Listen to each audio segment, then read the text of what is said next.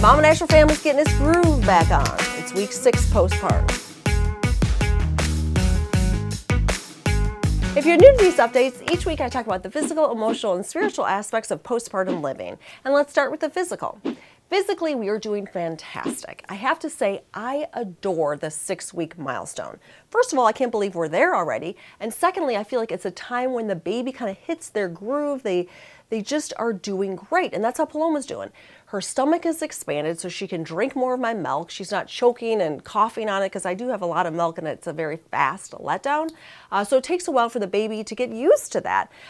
She's also sleeping well. She's pooping well. Her skin is clear. And can I just brag on my baby girl's skin? She has the most beautiful skin. Now with Griffin and most babies, they're kind of dry and a little bit scaly. Maybe they have a little bit of cradle cap. It's just natural, you know, because their glands are developing and everything like that. Well, with this girl, she seriously has the most dewy, beautiful, moist skin. It's just like her dad's and her grandpa's.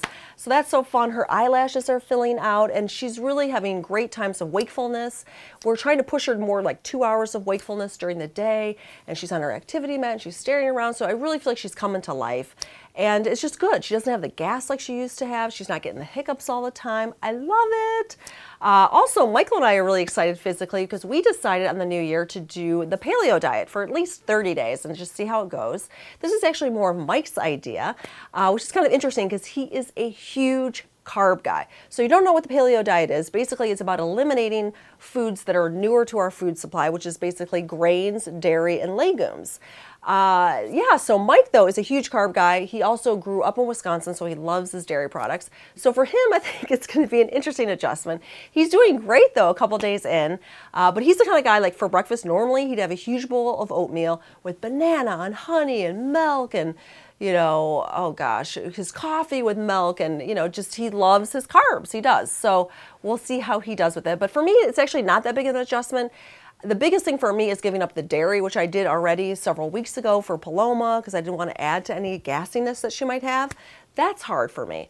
The grains, not so much. I mean, I really don't eat that much anyways. And I'm also making sure that I'm getting lots of carbohydrates through squash and sweet potatoes and what else? Fruits and stuff like that because, you know, I'm nursing, so I want to be sure that I'm balanced and getting a lot of calories. We're also doing a lot of great fats like coconut oil and avocado, so it's been fun. So we're going to do a lot more videos on that. We're going to do like our weekly grocery shopping run and then show you kind of what our meals look like throughout the week, so stay tuned for that.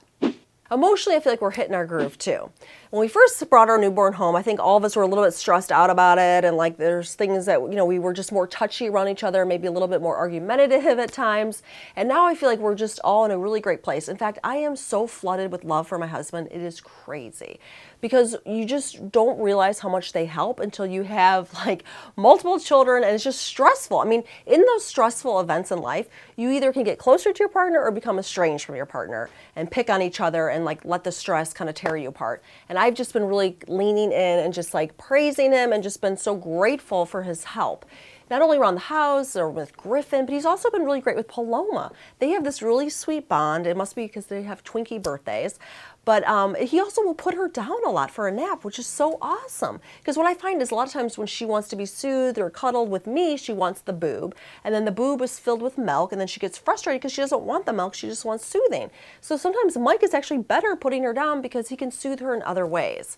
Also, Griffin is getting ready to start school next week. Now, if you watched one of my updates a long time ago, I think I said, you know, I wasn't going to start him into school until the fall of 2014. Well, things have kind of changed because in this new community that we moved into, he's got lots of friends here, including his cousin, and they are all starting school in January. So now he's kind of like, well, I want to start school too. So we're going to see how it all goes. His cousin and him are super close. They've seen each other every week for their whole entire life, basically. So we're going to drive together and walk them in for their first day of school. He's got his Thomas Train backpack, and it's only 2 days a week in the morning, just for a couple hours. So we're going to give it a try. And, you know, worst case scenario, if he hates it or doesn't like it or if it's too traumatizing, he can come back home. We don't have to. We can wait until the next year to start. But I think it might be good for him. He's really in this place where he's really hungry for knowledge. He's asking a bajillion questions every day. He loves learning new things. And I think just having his own little gig will be good for him.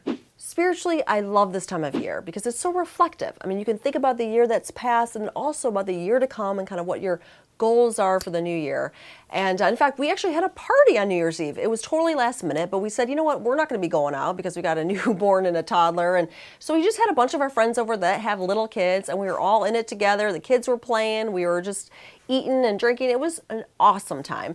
But when I think about 2013, there were some amazing things. First of all, Griffin got potty trained. Yay! He also grew and developed. He got so verbal.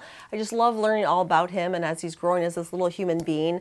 And then, of course, we moved to this great place, and then little baby Paloma was born. So 2013 was an awesome year. And then when I think about 2014, I mean, first of all, it started off so joyful because January 1st of this year, I celebrated 15 years of being refined sugar-free, which is nothing short of a miracle. And I give all the credit to God Almighty because seriously, I was so addicted to that white stuff. I couldn't make it to 10 a.m. without binging on something that had sugar in it. So it's truly a miracle, and it's just really grateful. But yeah, in terms of other changes I want in the new year, I'm just thinking about really small, achievable adjustments that I can make, because that's what's realistic in my life right now with a newborn and a toddler, okay? And, I think a lot of us make these really, grandiose resolutions like I want to lose weight, which is kind of vague, so it's very hard to achieve, or I want to work out every single day, which is probably not realistic for most of us. And so we don't achieve any of the things that we want to. So I'm just going to make really small little goals for myself. In fact, I wrote a whole blog post on this, 10 achievable adjustments that we can make in the new year. And I'm hoping that they'll help you guys just make little changes in your life that you could be healthier and more joyful in the new year. And some of them are really quirky. A lot of them are really easy. We're talking just really, really small adjustments that you can make on a daily basis. So be sure to check it out if you're interested. It's at mamanatural.com. So there you have it, what's going on in week 6 postpartum. I hope this was helpful for you. Would love to hear from you. How's it going? What are you thinking about? Are you pregnant? Have you had your baby? Or what are your resolutions for the new year? Share with me in the comments below, and thanks as always for tuning in.